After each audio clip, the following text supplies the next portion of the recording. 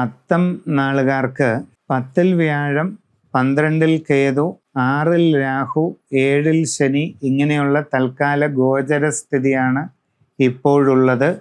ഗുണങ്ങളും ദോഷങ്ങളും ഇടകലർന്ന സമയമാണ്. നിങ്ങൾക്ക് ജോലിയിൽ കുറച്ച് നേട്ടങ്ങളൊക്കെ ഉണ്ടാകാൻ സാധ്യതയുണ്ട്.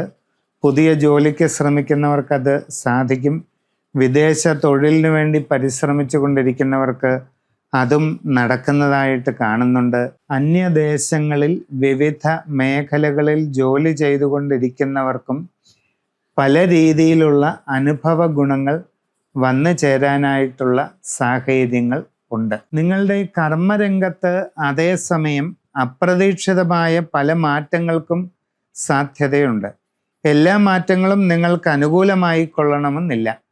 അവിചാരിതമായ തടസ്സങ്ങൾ പല കാര്യങ്ങളിലും ഉണ്ടാകാം. നിങ്ങളുടെ വിവിധ മേഖലകളിൽ സ്വന്തമായി തൊഴിലുകൾ ചെയ്തുകൊണ്ടിരിക്കുന്നവർക്ക് തടസ്സങ്ങളും ബുദ്ധിമുട്ടുകളും കാര്യപരാജയങ്ങളും പ്രതിബന്ധങ്ങളുമൊക്കെ ഉണ്ടാകാം. ശ്രദ്ധിച്ച് മുമ്പോട്ട് പോവുക. വിദ്യാർത്ഥികൾ പഠനകാര്യങ്ങളിൽ കൂടുതൽ സൂക്ഷ്മത പാലിക്കണം. ഇല്ലാത്ത പക്ഷം പല രീതിയിലുള്ള പ്രയാസങ്ങളെ നേരിടേണ്ടതായിട്ട് വരാം.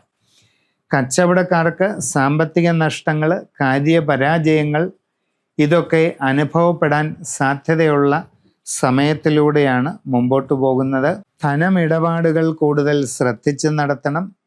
അതോടൊപ്പം കച്ചവടം കുറഞ്ഞു പോകാതെ ഇരിക്കാൻ പ്രത്യേകം ജാഗ്രത പാലിക്കുക. കസ്റ്റമർമാരുമായുള്ള ബന്ധം നല്ല രീതിയിൽ സൂക്ഷിച്ച് മുമ്പോട്ട് പോവുക. നിങ്ങളെ സംബന്ധിക്കുന്ന എല്ലാ സാഹചര്യങ്ങളും ശരിയായി പഠിച്ചു മനസ്സിലാക്കി തന്നെ മുമ്പോട്ട് പോകേണ്ടത് വളരെ അത്യാവശ്യമായിട്ട് കാണുന്നുണ്ട്.